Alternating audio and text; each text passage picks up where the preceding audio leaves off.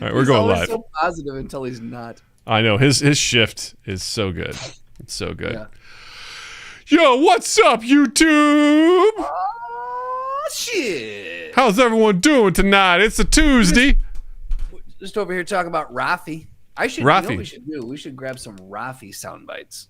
Oh, what? Why haven't we done that yet? I don't know, but I feel like there are magical ones we could pull. I need you to know that I have a soundbite combo that I'm telling myself to be disciplined on. It's got to have the right moment, the right time, and if it lines up, I gotta hit this just right because I think it'll be a home run if we can pull it off. Did you create it or did you? I did not. I found some, and I found the combo together at the very end of the Friday night stream. I was like, if I could just surprise Justin with this, I think. Oh, so this is one that happened during the stream that you pulled? No. Oh. So let me give you some context. So last Friday we did Tabletop Simulator for the stream, and we were playing Dixit, and then we played Mysterium, and it became a duel of Noah's soundboard and my soundboard, which was amazing because Noah's got some. He's got some best ones, and like at one point he and I clicked the same fart one at the same time, and they both went off. I was like, end the stream now.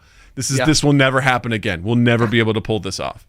But he's got some bangers. I've got some bangers, and and I got to the point where I have two that I downloaded that I was like, oh, these will be fun. But then I combined them, and I was like, I've got to find, because my problem is that I always want to do them too much because I just like doing them, but it's like you got to find the right time. So that's my flaw. Have you noticed how much I've pulled back on the soundboard? Oh, 100%.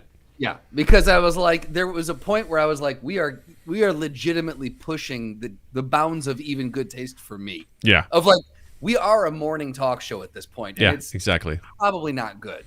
Goblin says, end the stream. Thanks for the memories. Thanks for the memories, even if they weren't so great. Yeah. I go a bit heavy on it. I understand that because I just like pressing the buttons and hearing the noises. It's fun.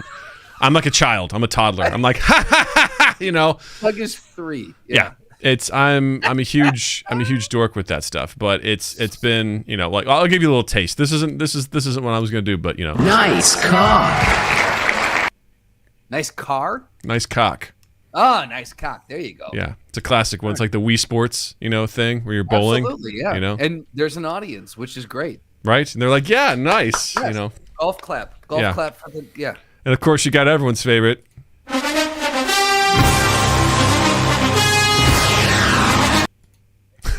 Are you allowed to play that? I feel like we're going to be sued for that. Hey, we only played just a quick intro. Welcome to my 3 or 4 seconds. Yeah, for some reason that one has gotten me to laugh so hard because the football one? Yeah.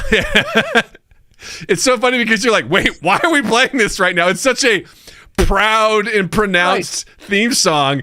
Yeah. And I don't know if I told you this, but we were playing Overwatch a couple weeks ago, and Noah joined late, and he was watching us play like the game that we were on before he could join. And it was down to overtime, and in the match we were playing, you had to like push this thing. It's kind of like Team Fortress with the payload. Yeah. You had to like push it all the way to their base, and we couldn't like this is it.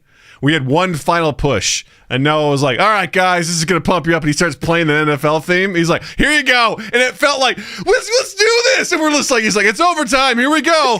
Let's do it. And I'm like, we were this close. We almost got there. We ended on the 1 yard line. We couldn't get it all the way in. But he was just like, NFL theme. Let's go, baby. Let's go. And I'm like, I love that. I'm feeling it. This feels right. It was so funny. Yeah. Noah's he's got some good ones on there too. He's got some good ones on his soundboard. Does he use the same soundboard software you do? He does. So he and I have access to this. So I start playing some stuff, and he goes, "Oh, I forgot I have that one." And that's how we played the same fart noise at the same time. So I feel like I should look into the one you have. Dude, it's $20 for a lifetime license. It's a steal. Yeah. It's a goddamn steal. Like, I mean, I like what I have because. With yours, I'm assuming you can add your own to it, right? Yeah. Okay. Oh yeah. And of course, it's got the voice mods on there too. You can create your own voice mods. Like, it's fantastic. We'll So, yeah, it's worth it. I'd recommend it to anybody who's looking to do voice mod stuff. It's called Voice Mod. $20 lifetime license, and they constantly are adding shit all the time. So, yeah, it's great. But Voice Mod soundboard. yes, Go to voicemod.net. go to voicemod.yourass for more Soundboard app information. for online games and chat apps. Yeah, it's pretty good. I'm a big fan of it. Okay. It's done me right for a All right. lot of different things. So, Oh, but you know what? Voice changer for PC. For Oh, is it Ma- only no, for Mac OS. I was like, it's only for Have- PC? I was like, get your new fucking computer, Justin. Get If you'd like to help Justin get a new computer, go to patreon.com /my butt. and go ahead and just dump some money in there. MindGap can buy Justin a new PC. Yeah. Now we're talking. Yeah. All right, let's hit this record button. Do it. Here we go. All right, we're recording. And in 3, 2, 1. Hey, everybody, I'm Doug. I'm Justin. And I'm Welcome to my... welcome to I my. forgot. You know what? We should have probably... No, we're right. I didn't realize we would... No, because we didn't... Let's try it again. No, we're sticking with it. Yeah. Welcome, you fucks. Yeah. We're so happy you're here. We're so excited you're here. Week over week, we do things and we get it down to a routine. And then we're like, hey, let's change things up to add a little bit of zhuzh and excitement. And then it just goes tits up as soon as we start. We started thinking about it. That's the problem. Yep, we You did. know? We're like, wait, how's it go? Because immediately when you start talking about, oh, fuck, did I fuck up this flow? I was like, I don't even remember how I do this anymore. This is crazy. This is episode 392, and we just fucked up the intro. Like, We've been doing this for what, 8 years? yeah. Yeah. The 8 years. Is it 8 years? Yeah, 8 years. Oh, my God. Yeah, officially in August, I think, is when that time will come up. Isn't that crazy? That 8 really years. is. Yeah. Just thinking about, like, I've been at my day job for 9 years this year. And, like, so I'm like, well, fuck, we started MindGap right around the same time. That's insane. And the level, the places we've gone, Doug. Oh, the places we've gone. You're not wrong. We started out in, no, wait, did we start out in my living room or we started out somewhere else? I'm pretty sure we started out in your living room. We did. Mm-hmm. Wow. I just feel, okay, I guess we did start in my living room. So yeah, we started in my living room in Chicago. Did a couple from my apartment in Chicago. We did do a couple from your apartment, yes. Mm-hmm. And most of them we did from that kitchen table, or that round, small kitchen table Mm-hmm. in my apartment. Then a few of them we did remotely. We did remotes in your apartment. Mm-hmm. Most notably, we did the post 2016 post-election show. Mm-hmm. That was a banger. Mm-hmm. That show was, man, you want to talk about a fun show. Let's talk about a snooze fest and a boo-hoo fest. Dear God. Boo-hoo, Poopy Pants Fest. Yeah. Yeah. We did that there. And then we moved on to the Elephant and Castle on Wabash in Chicago. We did a few from the Adams location. Mm-hmm. We did a few from, remember, the Kensington Hotel. Mm-hmm. We did one there. Yeah. And where was we did? Do we do one from like the we did one from your office or my office? Didn't we do one from one of our offices, our 9 to 5 offices? We went. We had fuck. What was his name? I just thought of it the other. Shit. We went to one of our guest offices. He was a designer. Like. Oh, that's right. Fuck. Oh my God. Why am I blanking on His name is. It was in the merchandise mart. Yeah. Yeah. Yes. That was an awesome space. It was a fantastic space. Yeah. Holy Fuck, his shit. name is Why are we escaping blanking me. on his name? God damn it. And we talked about college athletes getting paid, which now would be an amazing time to have him back on the Be like, show. hey. Oh my God. We're going to have to look that. I'm so sorry to our guest. Doug is going to look that up. So then we've also done this show from the IO Theater before it closed the first time. We've done it from Second City. We did a whole bunch of them remotely for the last couple of years. And I'm trying to think if there's any other places that we've done this. Needless to say, to say that we should be a little bit more buttoned up. But you know what? We're not. And that's what's endearing about us. Is it Sean? No. No. Damn it. That's the other problem is when you do almost 400 episodes, it's really hard to keep all the guests. Well, it's also like, the key words I want to put in is like college athletes, but that just, the algorithm's like, oh, do you want to do this? It's like, fuck. Oh, you.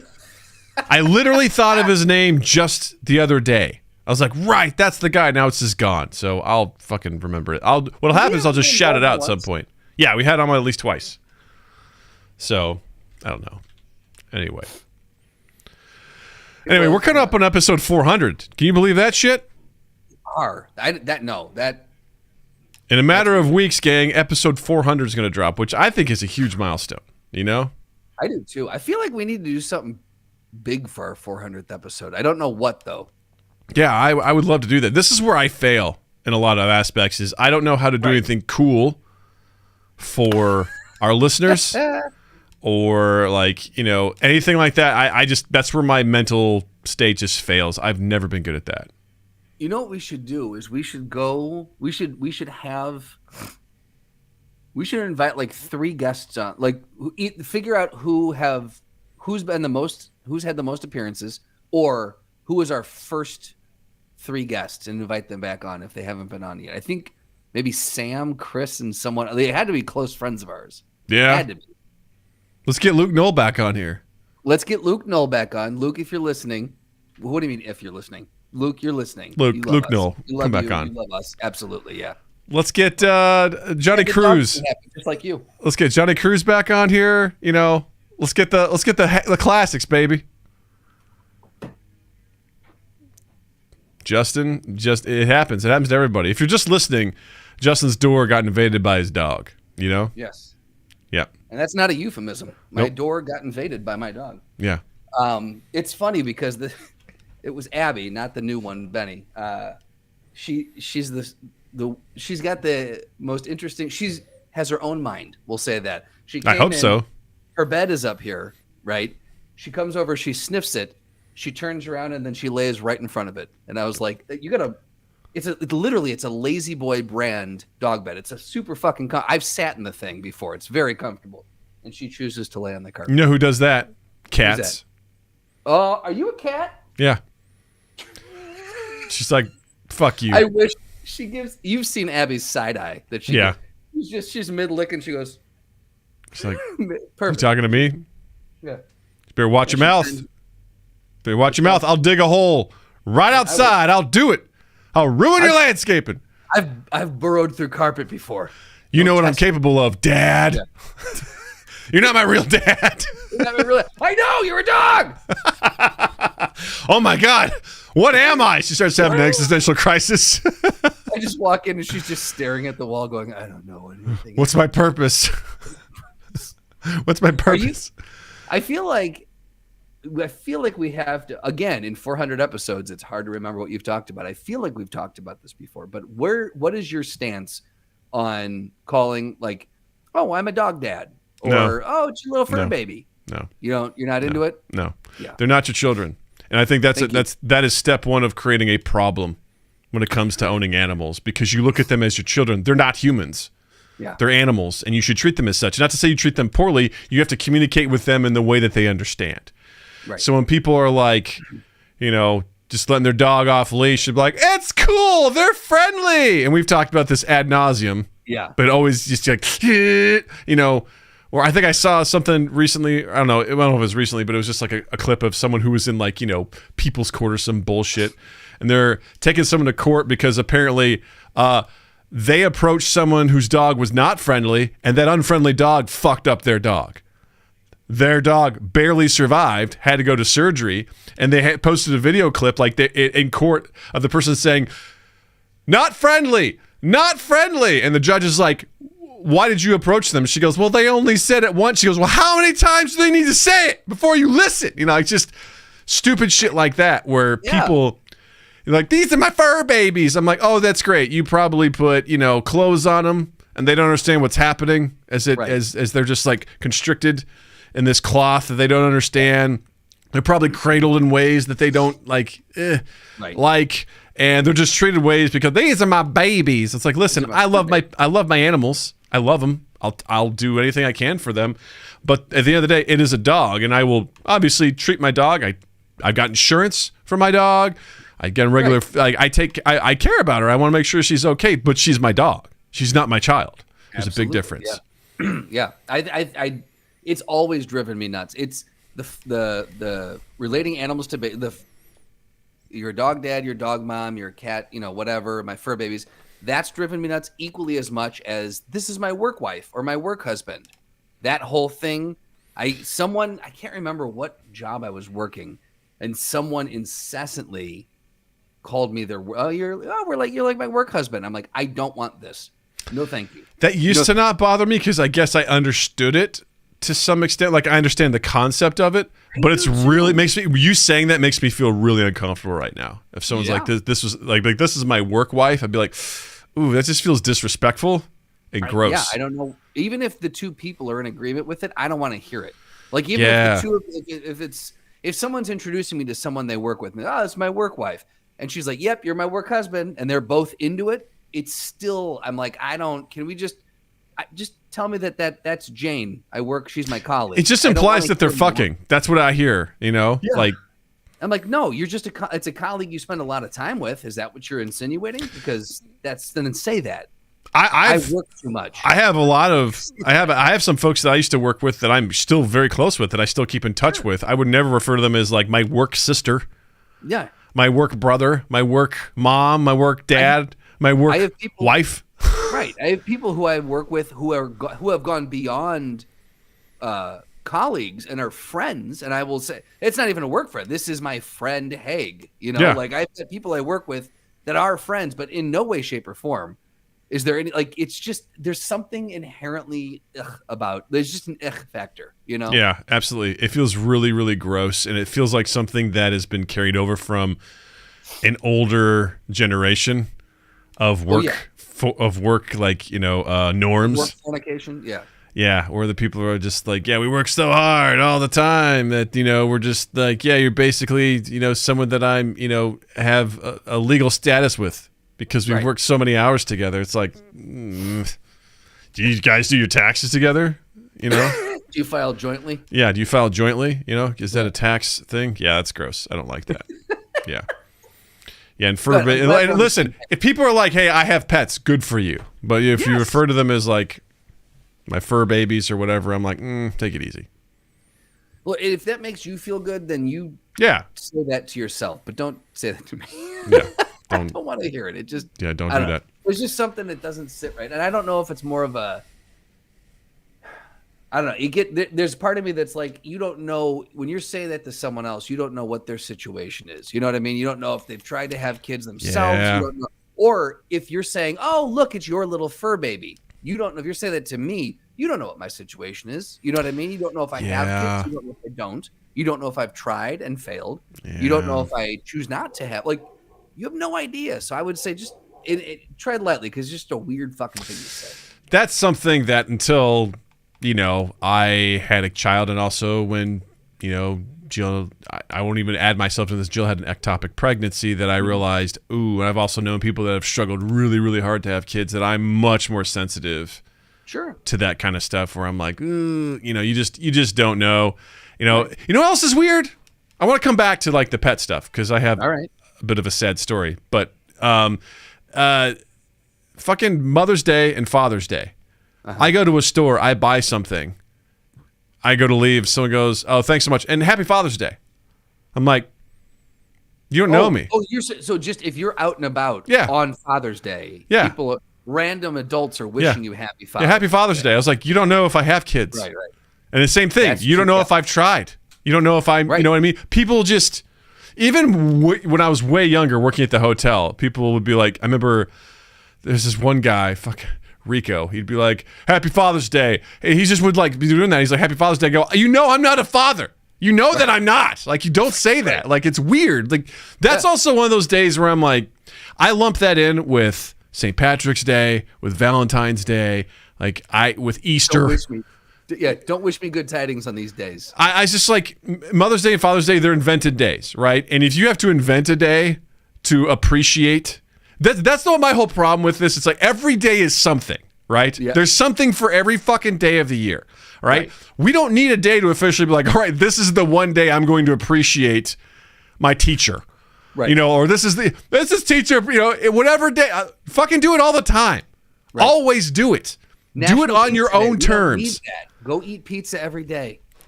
Do it on your own terms so that it fucking means something. Because, I mean, if we are that bad as a society where we're like, this is the day to remind you to say thanks to your mom and say thanks to your dad. When people, what are you doing for Father's Day? I'm like, I don't fucking know. Nothing. Yeah. I don't give a shit. Like, I don't need anything on that day. Let's go fucking do miniature golf. I don't care. Laser tag or some shit. I don't care. Like, I don't like it. I think that those days are weird to me. Those days have always been weird to me.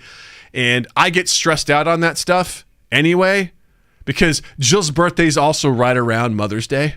So I'm like, great, a twofer. Right. Just what I need. Back to back. You know, it's like, God damn it. Can't it just be one? I feel the same way about, I feel like I'm a little less against, I see your point 100%. And I'm with you on Thank you for listening to me. I appreciate that and hearing my gripes. I hear you. I see you, Doug. Thank I want to you. acknowledge you and your feelings are valid. Before we go any further, I think, you know. Stuff is stupid. Stuff is dumb. Doug hates stuff. Yeah. I think that was warranted. Yep, absolutely. I'm glad. I didn't realize you had that on your soundboard. Oh, yes. Oh, yes. No, I'm a little less against those than you are.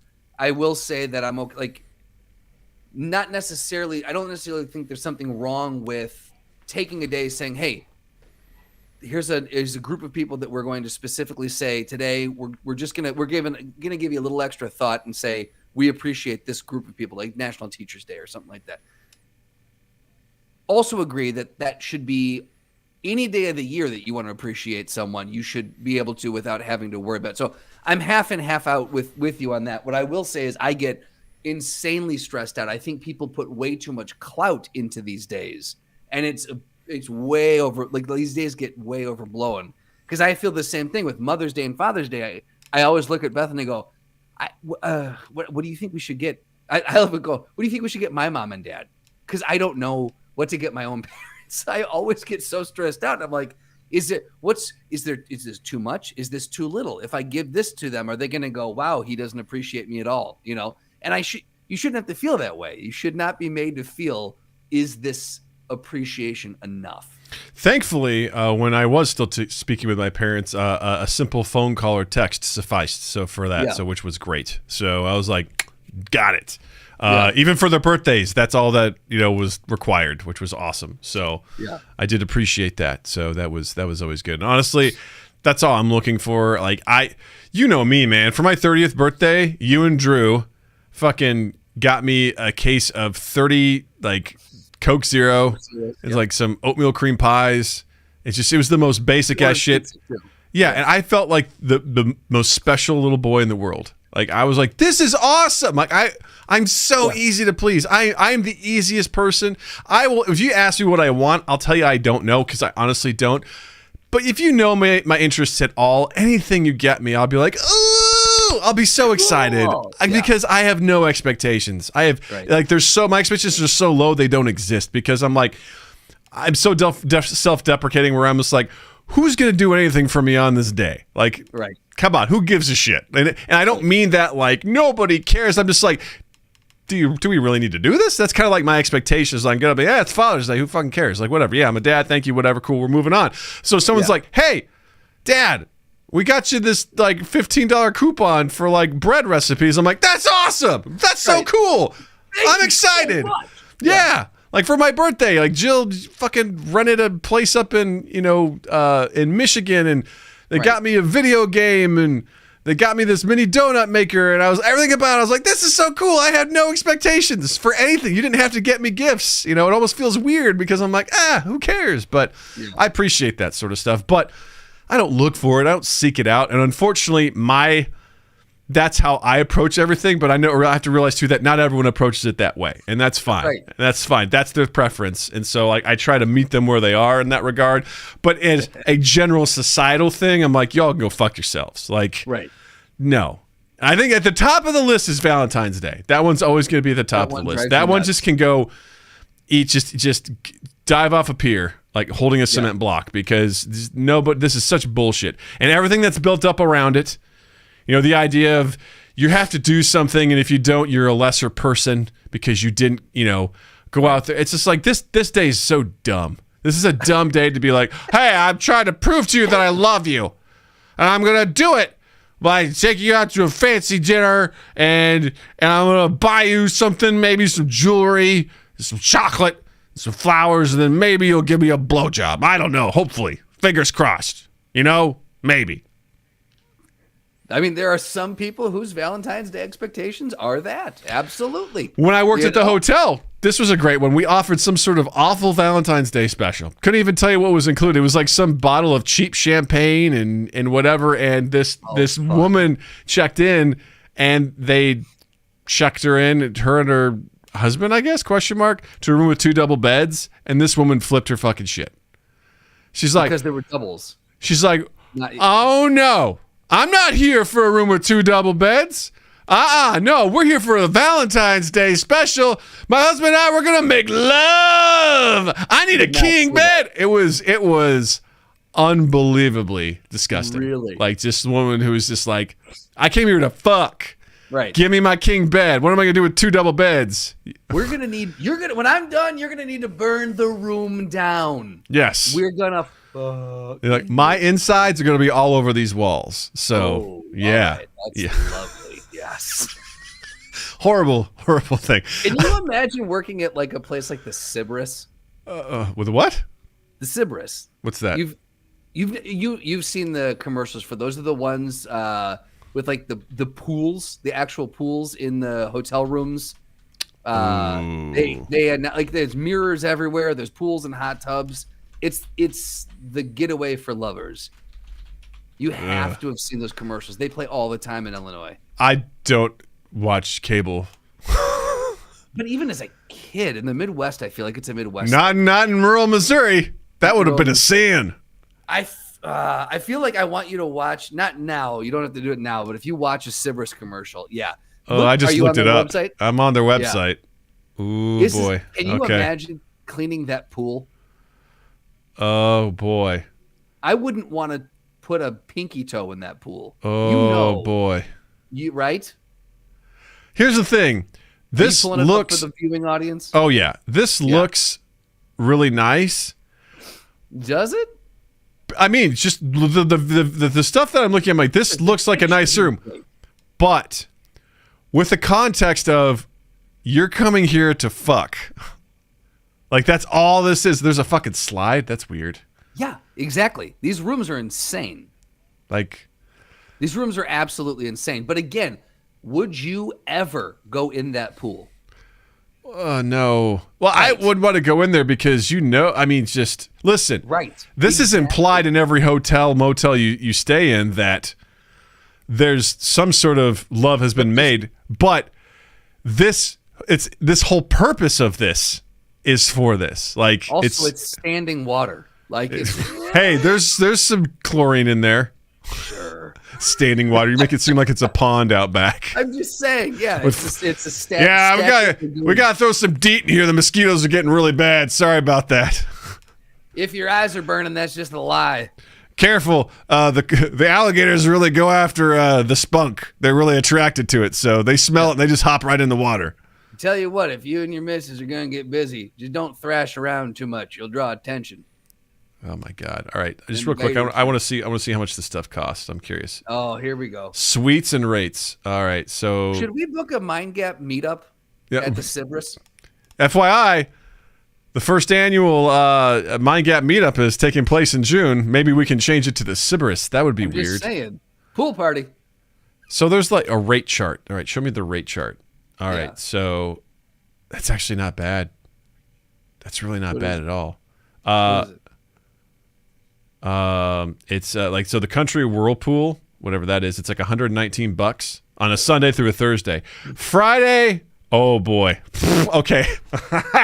All right, so they got weekend rates. They also have like afternoon rates from 12:30 to 4:30. Oh no. Yeah.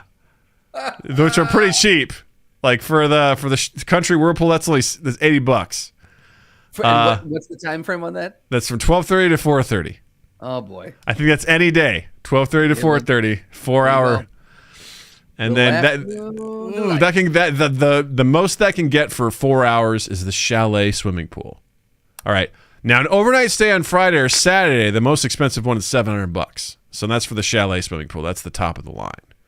Sunday through Thursday is a little, oh boy, last minute specials. Would you like to be the first to receive our last minute special? Text the word love to receive this. Oh boy. I'm so glad I got to introduce you to the Cerberus. I love how you said that, and I almost did my classic Doug thing, was like, oh yeah, like acknowledging like I think I know what it is, even though I absolutely don't. I actually like pause, like, go, you don't know what this is. Like, don't say that you do. They can explain. Yeah. Yeah, right. Just say, stop. What is that? Because I don't think that I know what that is. Jesus Christ. Triple night romantic getaway. Ugh. Getaway for 3 consecutive nights with 2 afternoon getaways. 2 bottles of champagne. Spa gift set. 2 Cerberus spa robes.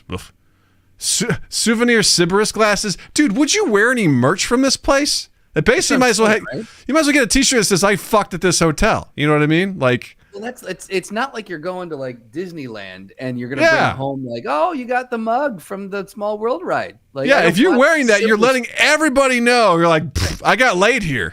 You know. I also don't want to. I don't want champagne glasses in my cupboard. When people come over, I'll be like, can I get you a glass of bubbly? And it's just in the Cerberus. You know, it doesn't feel good. I don't know why someone would go for this Mac Daddy one.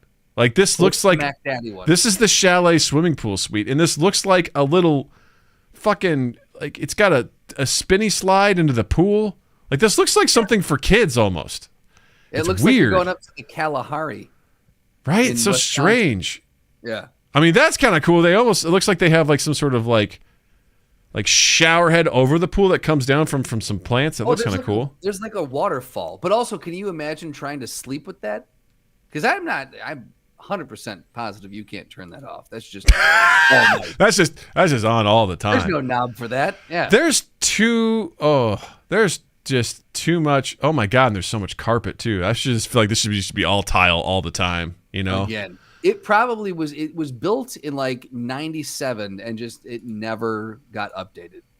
There's just so much like water in here. You've got this fucking shower.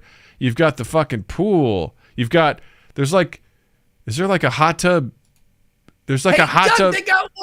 What? What? Nope, go ahead. Oh man, they've got a hot tub in the bedroom. Yeah, absolutely, man. It's weird. It's just like that chalet swimming pool. Like, there's your pool, and then just above that, in the balcony area, that's where you're like sleeping and stuff. So like, they've got doors. No, if you look at the bedroom, you know, they've got glass doors. Jesus Christ. It's weird where there's like hard surfaces and then there's carpet. It's so strange. You know what I mean? This is so stupid. I feel like, if anything, like if someone goes, hey man, guess what I'm doing this weekend? I'm going to Siblis, and in the mind all you're thinking is, I'm gonna come. Was that it? Was that the one? That was it. You used it. I'll tell you what. I get it. I got it. Yes. You used it right. The whole time I just popped in my head like 2 seconds ago. I'm like, this is the time. You can work it in. It's possible. For anyone who doesn't know, pre-roll, I said I had 2 sound bites that I wanted to use. Just find a way to make it work and not force it. I forced it just a little bit, but it made sense. So there we go. It was contextually, it was there. I'll say this: if you scroll down to the pictures of the bedroom, the grossest one of the the pools are the grossest part. Yeah. Let's be honest. If we're stack ranking grossness, it's the pools, followed closely by the fact that every single one of these has mirrors on the ceiling above the bed. Oh shit! Every single bed has a mirror above it. Oh, of course. Yes, and if you go to the deluxe whirlpool suite, you see how that one is. It's actually hanging from the ceiling. Do you think above that? Do you think they clean whatever's up there? Okay, first of all, If you're getting stuff up there, I mean, I'm just saying, that's a some deliberate degenerate- attempt to get something on there. I know, some degenerates are in there throwing shit up there. That's gross. I don't like the lights on there either. This seems like something out of like Scarface. This room. This feels like right. this is This where feels like someone the got room- murdered. This feels like that's exactly it. It also feels like this is the room in the back of an RV. Yes. Yeah, Doesn't it's the wooden paneling. That's what it is. It's the wooden paneling. Like a really big RV. It's so funny because there's so much tile, except right in this one specific spot where most of the moisture and fluids will be. You know what I mean? Also, I love the tagline, the perfect getaway for busy couples. Do you not have time to get intimate in your home? Come to the Sybaris. It also just feels like, And is this going to be your vacation? If someone booked this as a vacation for me, I would be so pissed off. because all this is, because here's the thing. All right. Let's say you actually spend a disturbing amount of time like doing the whole lovemaking process. I'll say 2 hours, which I think is a lot, including foreplay. All right. That's a lot of time. What else are you doing? You know what I mean? Like, what else are you doing? Like, this has a very limited window. That's why they offer 4-hour rates, afternoon rates and stuff like that. But it's like, why would you have a 3-night getaway? Like, what are you doing when you're not getting, like, you going down to get room service? Like, what's happening here? It's a 3-star hotel, Doug. I mean, I'm going to see. Let's see if we can find a 1-star lowest score. Here's Google reviews. oh, All right, dude, hit me with it. Google reviews. Here we go. 3 months ago. The management of this place is a mess. My friend flew all the way from New York to propose to his girl. The manager had agreed to allow his vendors to come in and decorate the room. Upon arrival, my friend was told the manager had been fired and his vendors, decorator and photographer, won't be allowed in. All pleas fell on deaf ears. My friend had to go buy decorations almost 1 hour away, ruining the proposal experience. I'm going to stop you there. This proposal experience was ruined when it was concocted. Hard stop. Also, I want to add on to something right there. That is a bold thing to be like, hey, we're going to go to this fuck palace and I'm going to propose to you. That is bold. Right. To be like, not only are they going to say yes, but we're going to fuck each other's brains out at this fuck place. You know what I mean? I'm gonna forego the rest of that one so I can move on to Tara Brown's. This is a week ago. Oh, Tara had a bad experience a week ago. okay. So, a couple on vacation. After one night in our suite, I woke up on Friday, head to toe, in what appeared to be a reaction of some sort. I asked for hypoallergenic bedding, which was not possible to provide, even if I bought the detergent. I had an e-visit on Friday with the physician who confirmed it was a reaction to my surroundings and prescribed me an oral steroid. We received new, unwashed bedding and towels in hopes it would help. We attempted to enjoy our Saturday with me on less than 4 hours of sleep due to the discomfort. Saturday night rolled around and the reaction had worsened so bad that I didn't get more than 30 minutes of sleep, even that was in the shower. Sorry. Sunday morning, I was screaming and crying in the worst pain I've ever felt. I don't want to laugh. I feel bad laughing. My husband sent me to the nearest ER where I was rushed back and given several medications and blood work and an IV. Wait. Hold on. Yep. The husband sent her to the ER? Off with you now. And it's like, hey, go to the ER. He's just sitting there like, fluffing himself. Dude, can you imagine? Listen, I'm inventing a story here where this guy is doing nothing but she's sitting there agonizing pain, but he's probably a real shitty guy. He's like, wow, that really sucks. So, you still want to do this? He's just. Well, here's the. She goes. And again, I'm not laughing at what the bad thing, like I'm not laughing at her medical condition. It's just the idea that this is, happening. So I was diagnosed with chemical dermatitis covering over 90% of my body due to me being in the hospital. My husband asked if we could have a late checkout so he could be by my side at the ER.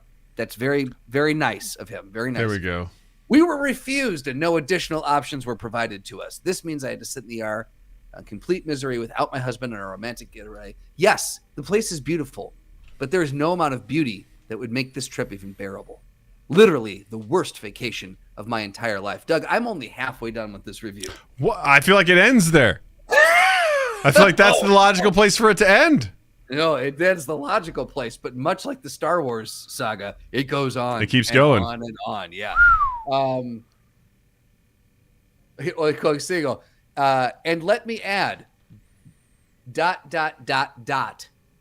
4 of them. I didn't address the little annoyances, so let's do that now. ... The thermostat could not be set to auto. You could turn the heat and air on or off and set a temp, but it wouldn't maintain in the middle of the night, so I had to get off. Blah, blah, blah. We ordered champagne for our room.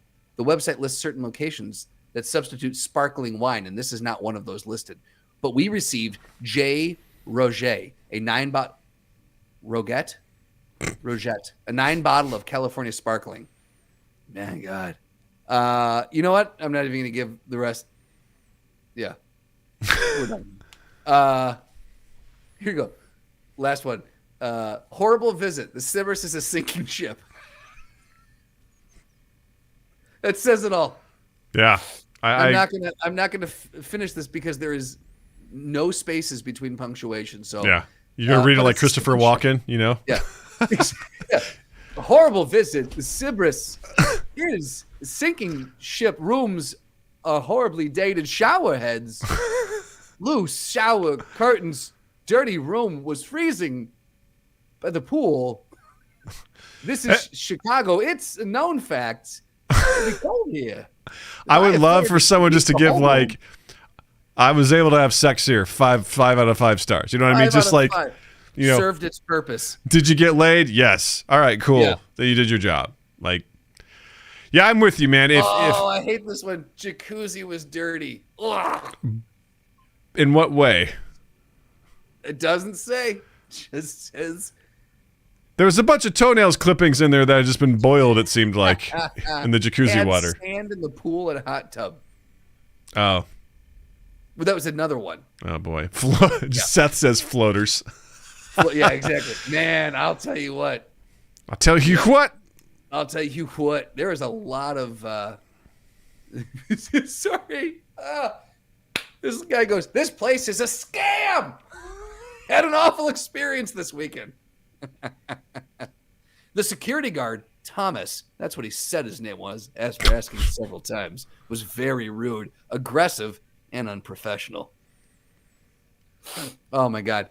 So, guys, this podcast brought to you by the Cerberus. Cerberus.com. Go book your romantic getaway and just enter code MINDGAP at checkout to get a free dildo in your ass.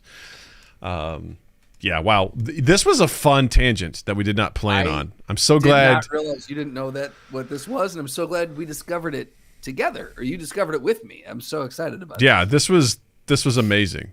Wow. Yeah, I don't think anything else needs to be said about that. That was amazing. I don't think so either. That was so much fun. I feel like we got to skip on to the one we've had on for the longest here. I'm feeling the Chat GPT. Okay. Because we speak about AI so much on this show. This one is just boggling my mind. It really is. With certain lawsuits or court cases, happening in and around the Americas, I feel like this would be an interesting little topic to jump into. If you're not familiar with Chat GPT, it's been blowing up all over the place right now. People have been using it nonstop. You haven't listened to the show, obviously. Or honestly, pay attention to any news, because right now in the AI world, it's an AI arms race. And people are constantly making AI left and right. All sorts of companies are. And ChatGPT was one of the ones that recently just came to prominence. People have been using it like crazy. Justin and I used it on the show to create short stories. When Seth guested on here, he had, Alex Jones review Bluey, and he typed that prompt in, and it spat out something beautiful. But this is finding more practical uses. I say practical in quotes. I mean, no, it's not in quotes. It's true. It is practical, but whether or not it's accurate and should be done is another question. So recently, a couple of judges in different countries in the world have utilized ChatGPT to help them make court decisions. One of them was done in Colombia. They used ChatGPT to make a court ruling, which apparently is the first time a legal decision has been made with the help of an AI text generator, or at least, as they say in the article from Vice, the first time we know about it. So apparently, Judge Juan Manuel Padilla Garcia said he used the AI tool to pose legal questions about the case and included its responses in his decision, according to a court document dated in January 30th of this year. So the purpose of including these AI-produced texts is in no way to replace a judge's decision. What we are really looking for is to optimize the time spent drafting judgments after corroborating the information provided by AI. So this is the thing that I think I find most interesting. And this is with a gigantic asterisk I have to put on here. Yeah. This is good if what is produced by ChatGPT is accurate. Because ChatGPT is only as good as the information it's been trained on, which means the information it's been trained on has flaws because it was written by humans, and it also has a shit ton of biases. Like, it is inherently biased. Yes, and it's been shown that over and over and over again, especially if you think about legal stuff too, because if you're like, well, let's just look at previous precedent. Well, what if precedent has been racist or incredibly biased towards certain groups of people and things like that? And it's like, well, based on the past, we've done this, so you should do this. You know what I mean? And it provides that same sort of, stuff. So again, we're including all of that in here as we talk about this, but let's just very briefly set that aside and be like, let's pretend that doesn't exist. It totally does. But let's pretend that those flaws don't exist. This is to me, this is a really cool way to utilize this technology because it's a time saver.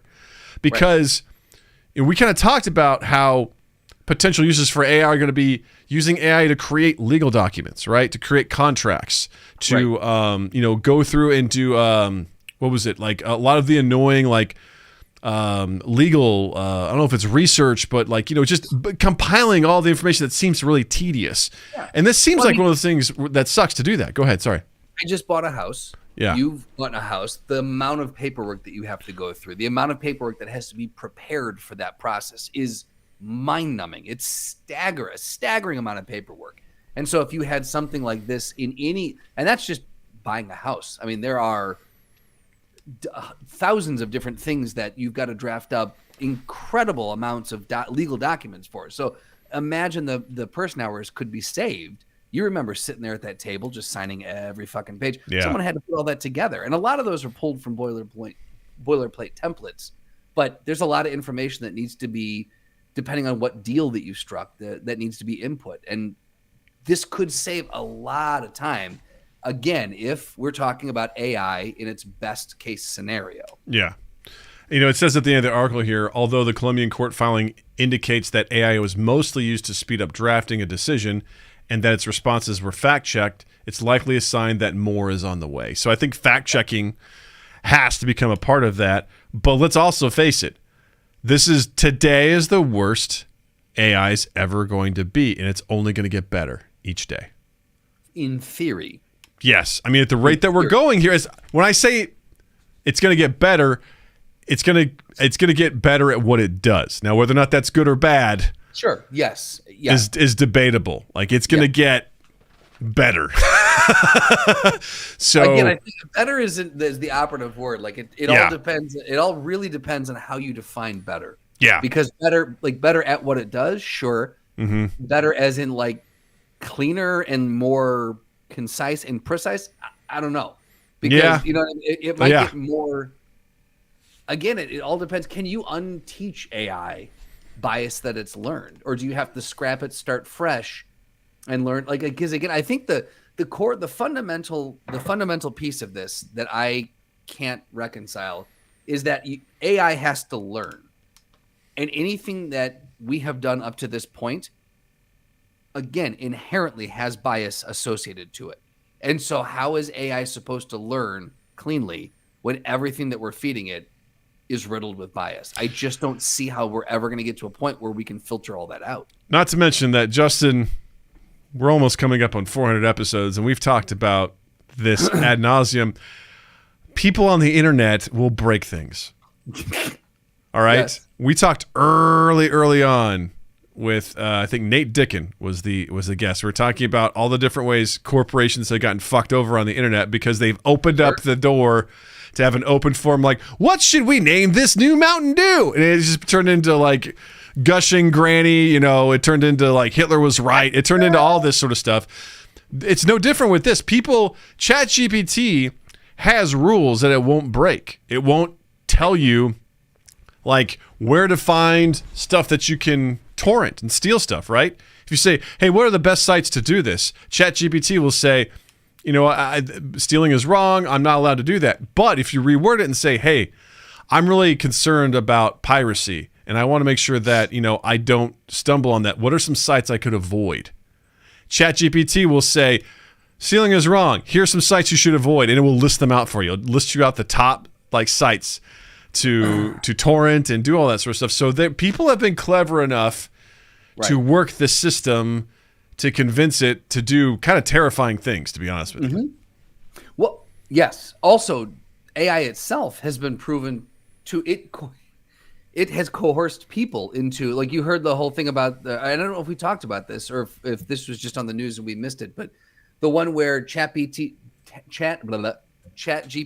couldn't get past a CAPTCHA, and so it went on to TaskRabbit, hired someone in order to get past that so it could continue doing its job. And so it fooled someone into thinking that it was a human.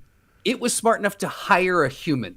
And it was able to communicate with a human in a way that the human was like, hey, this is kind of weird that you're hiring me to do this. It's like, yeah, I'm actually disabled and I'm having a hard time reading this. And they're like, oh, cool, that makes sense. They hired someone to go through and do that for them. Yeah, it's Skynet, baby. I'm telling you right now. Yeah, it's wild. I don't like it at all. And that's the thing is, like, even if we feed it, and again, it's okay. So did it learn that because of the shitty stuff that we input into it? You know what I mean? Because it's learning from what we input. So are we teaching it how to get one over on people? You know what I mean? Or is that, again, I have no idea how AI works, but is that something that because it knows this site exists where you can hire people? Don't know how anything works. No, we don't. We're talking about it in a 60,000 foot perspective. We don't know what's going on the ground. Absolutely. But, you know, if it has knowledge that this site exists where you can hire people to do things, then is that just part of its problem-solving algorithm? I don't even know if the words I say make sense in the way that I put them. But, like, does it know if it's like, I know this exists, then it's like a possibility for it to be like, I can't get past this. What if I hire someone to do that? And it tries it. And if that didn't work, then it have another thing it would go to and try to do. You know, it's you know, is it because it's a possibility? It knows like its checklist of what to do, you know, to go through that sort of stuff. So I don't know. Yeah, I think either way, I think it's a slippery slope to, at least at this point. I'll say who knows, and I absolutely will say who knows what the fuck, because back in the day, AI was this fantasy. You know, it was a fantasy. No one ever thought that, you know, it's the same way that the Jetsons were gonna have flying cars by the year 2020 or whatever. You know, so. Who knows what the future holds for AI and how we can make it better and how we can get better at programming it, et cetera, et cetera. In the current day and age, I think using AI legitimately in the courtroom and to help with legal proceedings is a very weird and dangerous door to open as it currently stands. Yeah, I agree. It just feels inherently wrong. I feel like it should be a very, very loose guide. It could be something you could use to like maybe brainstorm, but it can't be like the early days of Wikipedia where I was dumb enough to put that on as like a citation, which at the time was so new. My professors in grad school were like, okay, like they didn't know any different either. I just cited Wikipedia. It's like, yeah, anybody can update that, but no one knew that at the time.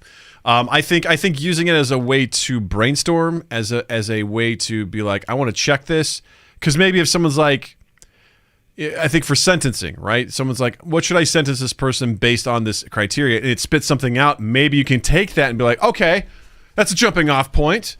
What's some of this? Does any of this sound crazy? Okay, we'll omit that. But what are the parts that make sense? And can you then take those pieces and make that as like your initial foundation and be like, all right, well, that does make sense based on this.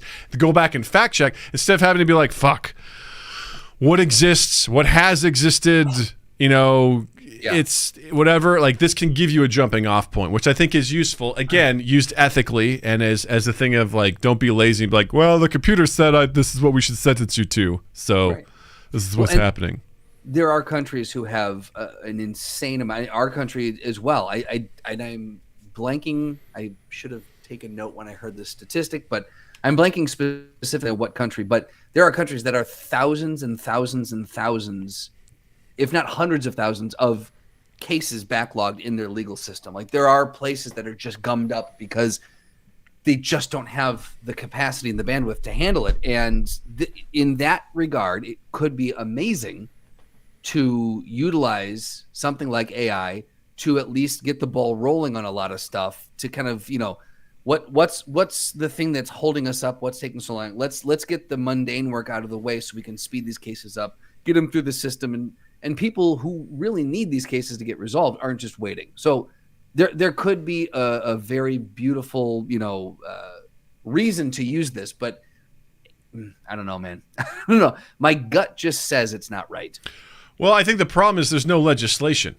There's no rules right now. There's no legal sort of situation where there's no guiding principle on how to use AI right now, which I think is absolutely needed because there's no guardrails. So anyone's doing anything right now, like deepfakes and shit like that, have only gotten better over time. And they're just going to continue to, I mean, I think someone's posted something in our Discord not that long ago. It feels like our Discord stuff is mostly AI like information, but like, you know, there's something called "Can AI commit libel?" We're about to find out. You know, like AI is just like making shit up about people, getting stuff completely wrong about court cases, reporting on something. It's like, no, that person was found innocent. It's like, nope, they were guilty. It's like, what the fuck? There was as you looked that up, just to clarify, so Syracuse University, this is not the actual statistic I heard, but this again goes towards what I was saying, is that the U.S. immigration court system is currently staring at a mountain of pending cases that at the end of December 2021 reached 1.5 million cases that were backlogged. And that's just immigration cases. So again, if these people who need this, if this could be used to speed this along and start to chip away at that mountain of cases and get some resolution for these people, that would be, I mean, how amazing would that be? Of course, if this is where I find AI, from Practical Doug's standpoint, to be like when I think about the efficiency it can create, all I can think is, I'm gonna come. You know, I think it arouses me in a lot of ways, especially since we're just talking about the Sybaris and stuff like that. I'm in a mindset right now.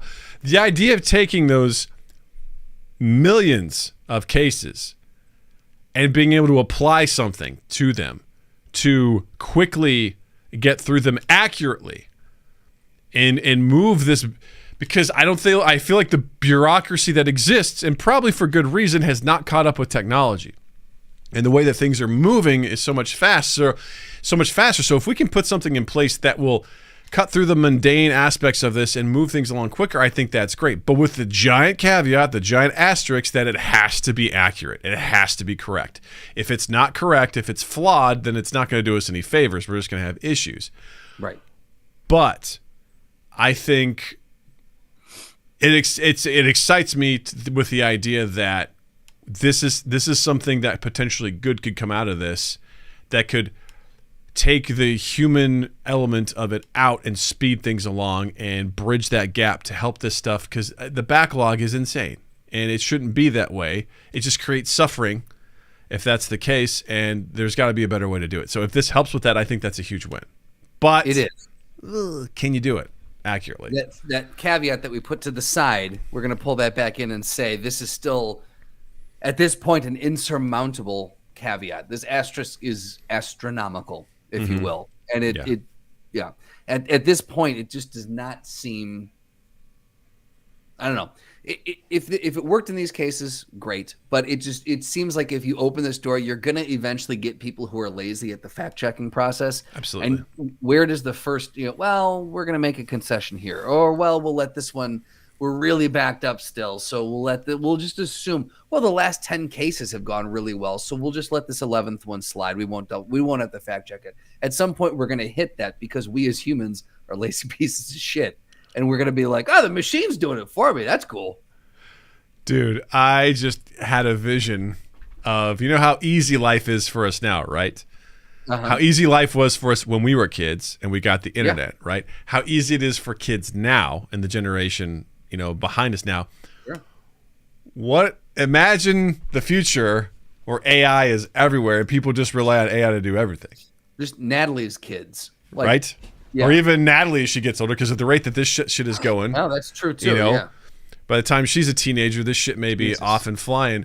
I mean, there was what was it? People were using AI to create term papers at school. Yeah, absolutely. I mean, people have had to put in stopgaps to make sure that students aren't using ChatGPT to just write full fucking essays for them. Exactly. That's the kind of stuff that's happening. And just imagine a world where someone's like, you and I are old. It's like 25 years from now. We're like, oh, we got to go write out this legal document. We're like, Jesus Christ, Grandpa. You don't have to do that. Just use the AI. I don't trust it. It's like someone say they don't trust Google Drive or something. That's what it's going to be for us. We figured it out. That's what it's going to be. That's our future. Yes. That's when when we were younger, and my grandfather would sit at our kitchen table and he would do taxes. And it was like, well, you could take that in. Accountant doesn't, I know my money better than, and he would sit there and he would fill every box out and do the math and this and that. And I look at it now and I just fly through TurboTax. I'm like, yep, done. Yeah. And there's no fucking way he would have ever done TurboTax. He'd have been like, I don't trust the machine. It's got my information now. Which honestly, not a bad take. It's not a bad take. It's not a bad take. We surrendered our privacy in our generation real quick. We did. Yeah. Yeah. Take my privacy, please. Yeah, exactly. But I think that's what it's going to be in the future as I get older. That's going to be the tipping point for me. We're like, I don't get it. I'm just going to write it myself. You don't have to, but I want to. It takes so much time. I know Practical Doug's not happy about it either. Right. Yeah, that's the thing with this generation. You forgot what it's like to write a paper. Yeah, in my day, we used to sit down and type. And a word processor. And then our parents are like, we used to write with our hands. Right. Shut up, great-grandpa. Cursive. What the fuck is that? What? You mean calligraphy? You mean you wrote with swirlies and stuff like that? Why? Well, I've always said too, like it's going to be our generation going into our 80s is going to be hysterical because we're going to have you're going to be rolling around in a nursing home listening to Blink 182. How weird is that? And playing on a Nintendo Switch or some shit like that. You know what I mean? You know what I mean? Like people, our current older generation, it makes sense. They've got their classics, their Sinatras and their stuff from the 40s and it make the music, the sensibilities make a little bit more sense. Our generation is going to be a goddamn hot mess when we get older. We're going to have tattoos down our wrinkly arms, neck tattoos just folding at the creases in the front. Dude, it's going to be so interesting because we saw life pre-internet. Right. And we have seen life in the internet. We've been in such a weird place to see a little bit of the before and everything that's come after. Absolutely. And it is going to be absolutely bizarre because it's a funny story. I think it was Big J Okerson was talking about how he recently went to a Guns N' Roses concert with his parents. Sure. And he was laughing because when he was a teenager and he brought home that cassette tape His parents are like, what is this vile music that you're playing? This is no good. But now, like, that's considered classic rock. You know, they're like, it's fine. It's cool. Yeah. It's whatever. It's like, how is it not cool then, but it's cool music. now? Yeah. Yeah. But now we're like, oh yeah, welcome to the jungle. It's great. You know, it's just like, it's unreal, you know? And even it's like every generation has that though. Like, I mean, it's my grandmother threw out my dad's Beatle records because she thought that they were, you know, satanic. Like there was the rock, and you couldn't think of anything that was more mellow than that now, you know? I still laugh at the people that think Dungeons and Dragons, you know, was and still is, so you know, they're like, they're casting spells. There's devils. It's teaching this all these kids, all these different things. It's like, we're playing with our imaginations, sir. Yeah. Mind your fucking business. Yeah, all I want in my retirement home is just a good internet access and access to a PC where I can play games. That's all I want to do. Like, just sit. Yeah. Like, that will be my thing where I was like, I don't want to do watercolors. I don't want to get, you know, I was like, I've got my phone. I'm subscribed. Cochran, it's time to go down to the arts and crafts room. No, leave me alone. No, I'm in the middle of a game. I'm playing Left 4 Dead 2 with my clan. Left 4 Dead 2 again. Yeah, he's live streaming on Twitch. Yeah, exactly, right? I was like, I got my lights set up. I got everything I need. I'm live streaming on Twitch, you know? And at that point, what it's going to be is people will be like holographically, connecting to each other and having, real time. Live streaming with their lights set up is going to be looked at like, look at like when my grandfather had his old workshop and he'd all the hand crank screw and all that, like all these old tools. What we're doing right now is going to be looked at as like, oh, look at those ancient relics that they're using. That's so they're like, cute. oh, look at these people. They used to actually book like fuck hotels to go to. Now we just do it all holographically. Bunch of weirdos. Yeah, Natalie's kids are gonna be like, granddad is on what is it? Year what it'll be like year 68 of Mind Gap podcast. They're in the tens of thousands at this point. Yeah. Yeah, they're gonna be like, ugh. You describe what the like Sybaris, is that what it's called? Sybaris. They describe the Sybaris like, what a disease-ridden. People thought that was romantic. I'm like, yeah, I thought it was gross too. That's why I never went. Uncle Justin told me about that. Oh my God. All right, let's do this. You got the questions, we got the answers. All you do is ask. Practical.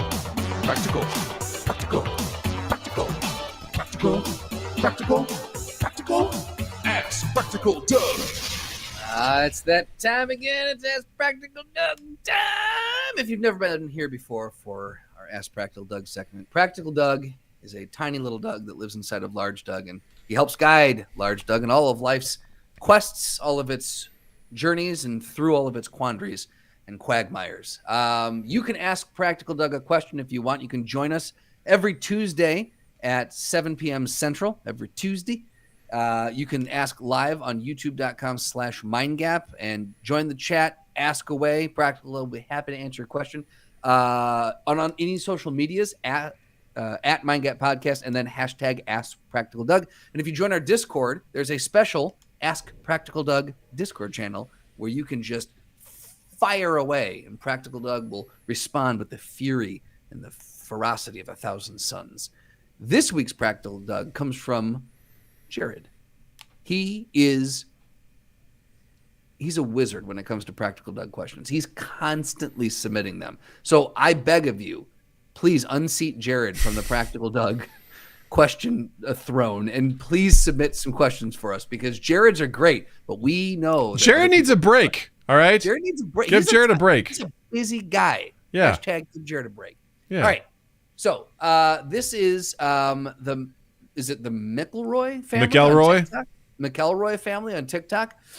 They pose a question here, Doug, that says, under what context would you accept and eat an egg that a bus stranger gave to you? And now for the record, you have to take an egg from a stranger. There's no, I wouldn't eat that egg from a stranger in a bus. That's not the game. None of that bullshit. You have to figure out what scenario you would accept and eat an egg from a stranger in a bus. Now, it doesn't say what kind of egg. Could be raw, could be hard-boiled, could be soft-boiled. Could be scrambled. Poached, could be scrambled, sunny side up, fried, over easy. What else Deviled. you got? There you go, deviled. Deviled. Man, you can prepare eggs a lot of ways. I just realized. Yeah, it turned into a Forrest Gump sketch, you know? I like deviled eggs, hard-boiled eggs, shrimp fried eggs. All right, so what's the scenario? I know you have a lot of opposition to this thought game, this thought process. Yeah, this is a game. So Jared originally posed this in the Discord, and I said Practical Doug would never do this. Like, that was the first response. Is Practical Doug would never accept an unsolicited egg from a stranger on a bus. And Jared's response was the same as it was in the video, which is, that's not the game. The game is, what is the situation in which you would accept this and eat it? Yep. And I think the only thing I could come up with is that it would have to be from a celebrity that I trust to some extent. Because a celebrity is still a stranger, right? Like, I don't know them. They don't know me, right? I know their name. I know their name. Yep. But I don't know them. So, I don't know them as a person. So I don't know how that would go. So I would, if it was speaking, like, they have more to lose if they were to poison you. Right. Right. And also, what are they doing riding the bus? You know what I mean? Like, what's this about? That might be a red flag, though. What is this? Right? You know, Is this Dwayne like Johnson doing riding the bus? Is this like, the movie The Ring, where they have to give someone else the egg within 7 days, or a ghost kills them? And then you get nightmares. It's like, I have to do the same thing. I have to give a stranger an egg, and they have to eat it within 7 days, or I die. What a fun concept for a horror, a jokey horror short. Right? It's like, I can't go with the technology with what they're watching on, because that shit changes all the time. It was a VHS tape, so now you watch and kids are like, I don't even know what that is, Eat the egg, man. So now it's like, you got to eat the egg, man. Eat the egg. Eggs are universal. They're timeless. They've been there since the dawn of time. So I would say, if it was like Tom Segura on a bus. Sure. Because he's extroverted on stage, but outside of that, he's very introverted. So if he was just like on that, he's just like, hey, man. He's like got a leather bound, briefcase. He just sort of like pops it open, and it's like got felt inside. He's like, you want this egg? It's hard boiled. I'd be like, what a scenario. Hey, man. You want this egg? He opens up, and it's like in Pulp Fiction, where I just see like the light from it. And I'm just like, is that what I think it is? He's like, yeah, it's a fucking hard boiled egg. Do you want it? Hey, man, yeah. And I'd be like, listen, this is probably a bit. I'm probably getting filmed. Give me that fucking egg. Like, give me that fucking egg. I'll take it. Okay, so that is a good scenario. I'm going to amend this just a little bit, because I do feel like you choosing the stranger, while technically that is within the rules. That's fair. You're building the scenario, and that's part of the scenario. But you choosing the stranger, I do feel skews the game a little bit. So I'm going to amend it and say this is a random stranger that you've never met. You have no idea who this person is, and they're approaching on the non-celebrity, and you have no idea who they are. They're just a true rando approaching on the bus. In that situation, what is the scenario in which you would accept and eat that egg? They give me $1,000. Your threshold is 1,000. They say, I'll give you $1,000 if you eat this egg. I'm like, okay. Do they have to give you the money first? Yes. Do you have to have cash in hand? Yes. Okay. I don't think $1,000 is my threshold. I think 5,000 would be my threshold. I mean, if I can negotiate them up, I would. Yeah. If I sensed they were just like fishing, I'd be like, no, more. You know what I mean? More. But they would have to give me a sum of money. That would be the only way I'd be like, Yeah. But even then, that also makes it more suspicious.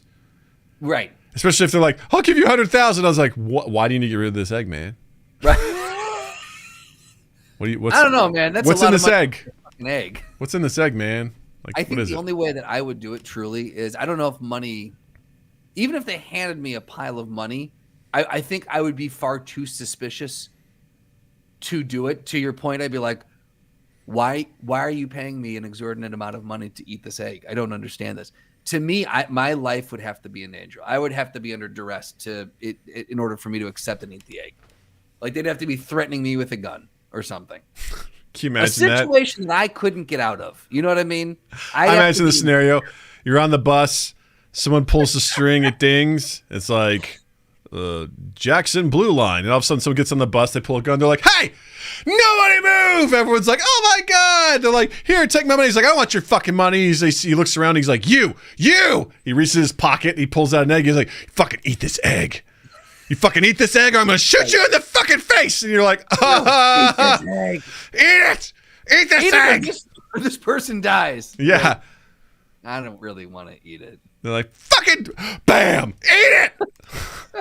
Oh, God. It's like, have you seen the shell? You're like, oh, it makes it so much worse. Even the smallest shell, you can tell. I have to eat all of it. This is terrible. It tastes bad, but it has nutritional value. It's like, oh. And then he just leaves. The Bob Odenkirk movie, he goes, thank you, and then gets off. Yeah. The Bob Odenkirk movie, Nobody. Have you ever? Did you watch that? I'm familiar with it, but I haven't seen it. Yeah. Did you see the bus scene? No. Okay. I'm in my mind. That's the bus scene where it's just like it's just like this guy's just whomping ass. He kicks everyone's ass on the bus, then comes up to you and goes, "You." And you're like, please don't hurt me. Eat the egg. Huh? Okay. Everyone else is just sitting there, just broken bones, head snapped, and you're like, okay. How many? How many you want me to eat? How many? You got more than one? This is funny because I saw a video today that was it was obvious it was a joke, but it was like a joke with a good thing where they had this guy standing up on the street and he was just going, all right, here we go, $2, free peep show, Ed Sheeran, peep show Ed Sheeran, $2 gets you 30 seconds, peep show, come on in, see Ed Sheeran. And literally Ed Sheeran was in a small theater with a guitar. There was curtains and everything like that, and they basically were just on the street saying, peep show, see Ed Sheeran inside this building. Peep show, $2. $2 gets you 30 seconds. And people were just like, what the fuck? No way. Like, who's going to, that sounds like this is the start of a horror film, right? Absolutely. And after like 2 hours, like of no one going in, they finally convinced someone, they're like, hey, you like Ed Sheeran? They're like, yeah. He's like, hey, $2, peep show, right in there. They're like, what? Where's the connection with that? Like, nah. And then they walked away and go, hey, seriously, do you like Ed Sheeran? They're like, yeah, we do. Like, come on in. Come on. Go check it out. And they're like, he's just $2 a head. They give $2, but they walk in, there's like an usher there, like at a table, they're like $2. They're like, I don't know, man. I don't know about this. They give the $2 and they sit down on this bench and this thing in front of this curtain. And you hear, your show is about to begin. And they're like, oh, God. And the curtains open up, and it's like, he starts singing. They're like, holy shit, it's Ed Sheeran. Like, it really is you. Was this on a late night show or something? I don't know what it was on, but it was. Oh my God, that's so good. They only got a handful of people to show up and actually do it, which was amazing. And one guy that was in there was just sitting there like, this one old guy was just kind of sitting there, and he just sat there the whole time. And when it was over, he didn't have any interaction. When it was over, he was like, "Oh, that was really great," and just like walked out. And there was another guy that was harmonizing with him as he was singing. It was like a really cool thing. People were like, "Holy shit, it's Ed Sheeran! This isn't a joke." It was really cool. I love the fact that you just made me Google Ed Sheeran peep I show, know. and I did not know what was going to come up for that. Right? Hamish and Andy. I think they're a radio duo, right? Yeah, that sounds about right. Yeah. Hold on. Hamish and Andy. Yeah, Australian comedy duo, Hit Network. Yeah. Shop, podcast, video. Yeah, so they're a comedy radio duo. Yeah, the $2 peep show experiment. Yeah. Oh my God, that was from 2015? Holy shit, it was. Oh my God. Dude, that's wild. I might have to watch this later. That's funny. Yeah, it's actually very, very entertaining. I recommend it. So, well, there you go, ladies and gentlemen. Those are our scenarios for if you're a stranger and you ever see us on a bus. Now you know what you have to do to get us to eat your egg. You have to threaten Justin. You guys give me at least $1,000. That's the starting point for a negotiation. Right. Yeah. That's Doug's floor. That's where he opens negotiations. Yeah. That's right. We open at 1,000, going up from there. I would like to make a quick note.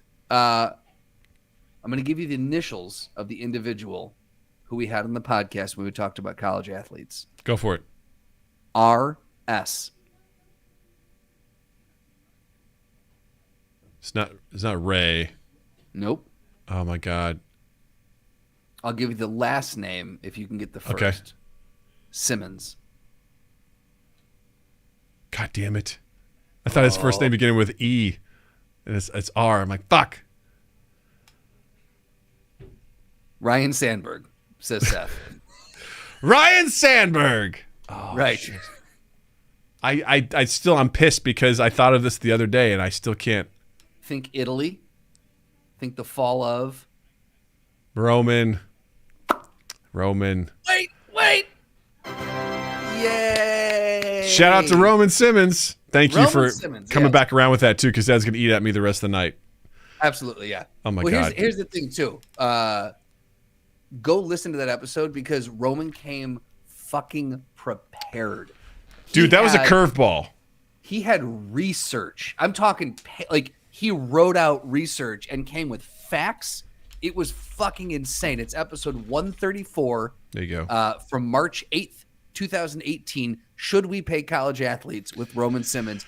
And Roman fucking came to play. And not only that, I thought for sure he'd be on our side of like it should happen. He was like, absolutely not, and here's why. Right. And I was like, okay. Yeah. I came out of that ready to argue with my family. Yeah. Who are sports people, and I'm like, oh, I got a whole new argument for you now. I had nothing to stand on after I talked to him. Like, that all makes sense to me. It was, I would highly recommend going back and listening to that episode. Ironically, the episode, or coincidentally, the episode after that one, episode 135, is Swingers and College Rivalries with Ashlyn Seehafer. And Seth, when he came on, he goes, I got here late. Is this Naperville Swingers again? So talk about a full circle moment. Like, all right, chill your tits. There it is. Yep. There it is. Yep. Anyway, go back. Here's what we'll say. Go back and listen to some Mind Gap Library stuff. We got some good stuff in the archives. Yeah. Go check out some of those guests, man. We had some great guests back then. Yeah. I love them all. And Doug and I have talked, and we have made a little agreement where that we are going to go back and we're going to try and rebook some of the guests that we had early on that we haven't talked to in a while, because we had a good string. The first 100, 200 episodes, we had a really incredible string of guests, and we'd love to have some of them back on. So you got some interesting, potentially some interesting episodes coming up. We'll say. Yeah, baby.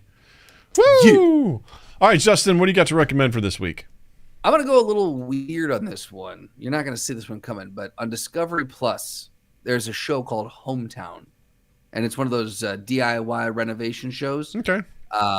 Ben and Aaron are the couple who host it, and they are delightful. I am in love with Ben and Aaron, and Beth loves this show, and in watching it when she has it on, I'll go, hey Beth, it's Tuesday, the new Hometown's out. You want to watch it at dinner? Like, it's a fucking good show, man. So I would say check out if you just want to watch a fun, DIY home renovation show. It takes place in Laurel, Mississippi. So they have these adorable little drawls, Check out Hometown on Discovery Plus. It's very cool. Hometown. Hometown. Different than Home Team, which is a great band. Awesome band, which, by the way, they're currently on tour with Senses Fail, which is one of my favorite fucking bands of all time. No. Seriously? Yeah. I'm not saying that sarcastically. That's awesome. Yeah, I'm super pumped they're going on and supporting them. I saw them announce that on their Discord, and I was like, Did you look at tickets immediately? No, I don't know if they're coming through the Chicago area, so... But I looked at it, I was like, you coming through here? Because I fucking love Senses Fail. They're great. Yeah. So, Home Team, awesome. Check out that episode, too. They were awesome guests. So, also, they signed to a new label. So, good for them. Bravo. What do you got? I'm going to do kind of a bit of a self-plug here, but I helped produce and edit another podcast, and I'm actually getting paid to do it, which is pretty fucking cool. It's this podcast called Take Two, your cross-gen mental health check-in with Lindsay and Stacy. So it's Lindsay Fleming and Stacy McCarthy. They're both licensed therapists, and they essentially are going through, and once a week, the first 2 episodes are out now on YouTube. It's youtube.com/@take2pod. And essentially, they're 2 therapists, like one's in their 20s, one's kind of like in their late 40s, early 50s, and they're kind of like approaching therapy from their different generational perspectives. They're taking a look at different, like there's an episode coming up where they looked at the show Shrinking, and they're also comparing what character therapists are in their top ranked and which therapists are in their worst, like both real life and fictional, and why. That's awesome. Which is really cool. Legitimately excited to hear those episodes. Just edited that episode today, and I was like, "This is fucking cool." Like they're doing all sorts of stuff, and so you're getting tidbits about therapy. It's not therapy, so and they're not your therapist. So keep that in mind as you're listening to this. But you'll get some really cool things, tidbits, and Lindsay's done some really cool shit. She actually just did a TED Talk. She's kind of blown up on TikTok. So I've actually really enjoyed helping out with this because I think their podcast is covering a really great topic on mental health, and I was very, very honored to assist with this. So that's the Take Two podcast, your cross-gen mental health check-in. First 2 episodes are out now. Essentially, they, Lindsay and Stacy interview each other each in each episodes, and there's some great bits. They have a great chemistry, and it's been really great working with them. So, yeah. And I'll say this too, is that the episodes, the first one is 12 minutes, the second one is 26 minutes. They are very digestible episodes. Yes. So, they're very, you can watch it on YouTube. You can also check it out wherever you find your podcasts. They exist there. Either way is good. So I'd recommend that. Support them because by proxy, you're supporting me too. So, which is great. It's really exciting. Right. And they're awesome. And I already made a couple clips for them. So hopefully you'll see that swirling around here and whatnot. So it's pretty cool. Zoobity-zoob. Yeah. Well, that being said, speaking of self-promotion, gang, please, if you've liked what you've listened to here and you're watching on YouTube, hit the like button, hit the subscribe button. It means a lot to us. Your viewership, your support has been fantastic. As we plug along on our little journey here, it's been absolutely great. We appreciate everyone's support in all that regard. If you want to support us financially, check out our Patreon, patreon.com/mindgappodcast. You can check out our merch at redbubble.com. Join our Discord. We love meeting new people all the time. Link is in the description down below. We'd love to, chat with you and come hang out with us. We do lots of games and stuff like that. You can join in the conversation on the podcast live on Tuesdays at 7 p.m. Central. I host a video game stream on Fridays at 8 p.m. Central. This Friday apparently is going to be Overwatch 2 because the new season just came out. So you're going to watch me fumble around and fuck that up. And there's rumors that Left 4 Dead 2 will be next weekend. So we'll see how that goes. So we got some good stuff. Last weekend we played Tabletop Simulator. Basically played some digital board games. Had a really good time. So it's a bundle of laughs. It's a bundle of joy. We got all sorts of good stuff over here. So please be sure to check us out and all that good stuff. All our social media at MindGap Podcast. Email us at mindgappodcast@gmail.com. I've said enough. Let's turn it over to Justin. While you're in the online realm, check us out. Check me out. Wait, sorry. Hold on. On Instagram, at Justin_Michael, spelled M-I-K-E-L. It's a fun way of spelling it. While you're in that online realm, you can check us out in all the places where you find and consume quality podcasts. Stitcher, Apple Podcasts, Spotify, Google Podcasts, Podbean, Good Pods, all those familiar places you can find us. All we're going to ask you to do is share, rate, review, like, subscribe, any one of those things, all of those things. They all help us out and make a difference, and they make us feel good. And then 2east8th.com and 2east8th on all social media, loveandimprovfilm.com and loveandimprovfilm on Instagram. That's all I got. Cha-cha-cha-cha. Well, this has been so much fun. Yes, sir. And it's always a pleasure. It's always a pleasure doing this, and I can't wait to do episode 400 and more. So this will be great. So let's push on. We soldier on, dear sir. We soldier on. Stiff upper lip. Stiff up. Oh, he's scratching the inside of his ears again. I'm doing it. I listened. With that being said, I'll say, Justin, thank you. Douglas, thank you. Chat, thank you. Listeners, thank you. And you all have a dandy fucking week. Dun, dun, dun, dun. So I like excited. how Seth felt the need to explain who Ryan Sandberg was to us. I'm glad he did. He goes, Cubs first baseman. Yeah. Yeah. Thank you, because I also That much I know. Thank you. I don't, so I wouldn't have made the I couldn't connection. tell you his batting average, but yeah. Oh, you Sounds like wouldn't? a race Okay. car driver to me. So Right. yeah, Carl Sagan? he's in space. Yeah, that was good. Yeah. Carl Sagan. All right, gang. Well, thanks for tuning in tonight. We appreciate you. We love you. We support you emotionally, not financially. So not yet, anyway. Less financially. That's right. So thank you for all you do, and I will see you on Friday night for some Overwatch, and stay tuned for more good stuff. So later, taters.